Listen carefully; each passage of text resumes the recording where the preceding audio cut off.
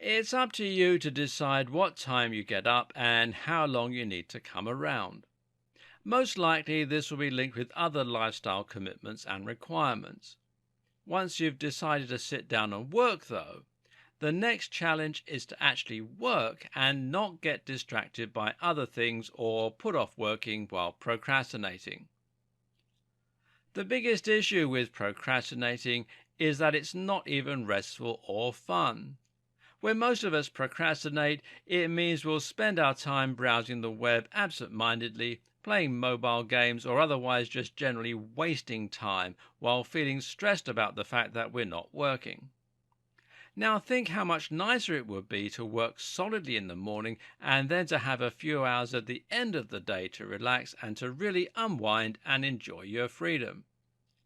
So, how do you encourage yourself to dive straight into work and to keep working until you've finished everything? Well, the following tips will help you do that. The first important point is to make sure that you do have periods of relaxation and fun on the horizon. If you're setting out to work and your plan is simply to work solidly from first thing in the morning until last thing at night, then your brain is very likely to fight you on that. Unfortunately, most of us do not have complete control over our brains and emotions, and when we work against them, that's when we have problems. If you know that you have 8 hours of solid work ahead with no break in sight, then that is when you're going to struggle to stay focused. So instead, you're going to separate your day into distinct blocks, which will include time for you to relax and unwind. To do this, you need to think first about what you want to accomplish that day and how long you have until it's time to sign off. Another piece of useful information is to know roughly how long you tend to take completing a given amount of work. This in turn will allow you to work out how long you need to complete each task. With that knowledge, you'll be able to break each task into several hour slots and punctuate them with periods of rest. Even if that rest is just 10 minutes or 20 minutes, that's enough to give you something to work towards and to give you a break, which is important for your health as much as anything else. A day might look like this. Now, let's say this is Monday. From 8 a.m. to 9 a.m., you're going to work out. Then from 9 a.m. to 10 a.m., you're going to work on a guest post for client 1. From 10 a.m. to 10:10 a.m., make a cup of tea. 10:10 a.m. to 11 a.m., look for new clients and respond to emails. 11 a.m. to 11:20 a.m., time for a mid-morning snack or read a magazine. 11:20 a.m. to 2 p.m., link building for 3 smaller clients. Then from 2 p.m. to 2:30 p.m., you're going to have lunch and perhaps watch an episode of your favorite TV show. From 2:30 to 4 p.m., it's site design. 4 p.m. to 4:10 p.m., you're going to make coffee. From 4:10 p.m. to 5:30 p.m., you're going to start tomorrow's work. And from 5:30 p.m. to 6:30 p.m., well, that's time to relax. Now, this gives you a day that's filled with lots of large work projects, but also gives you opportunities to relax and unwind and to catch your breath. Starting work isn't so bad when you know that between the hours of 11 a.m. and 11:20 a.m., you'll be able to relax with a cup of tea. And working again until 2 p.m. isn't so bad when you know you've got half an hour for lunch.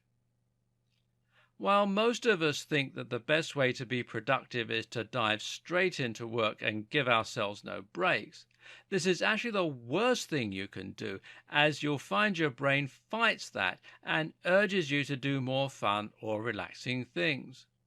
It might feel a bit indulgent to be taking an hour's worth of breaks and snacks, but you probably break for longer than that in a day. Only now you're actually enjoying that time off, using it to recharge your batteries and making it more predictable and scheduled. Something else you might have noticed here is that I've gone as far as to schedule when to drink cups of tea and coffee. Now, here's a pro tip. A cup of coffee at 4 p.m. is a great way to pick yourself up during a time when the body is most tired and lethargic after work. This is actually really important and will help you to be much more productive.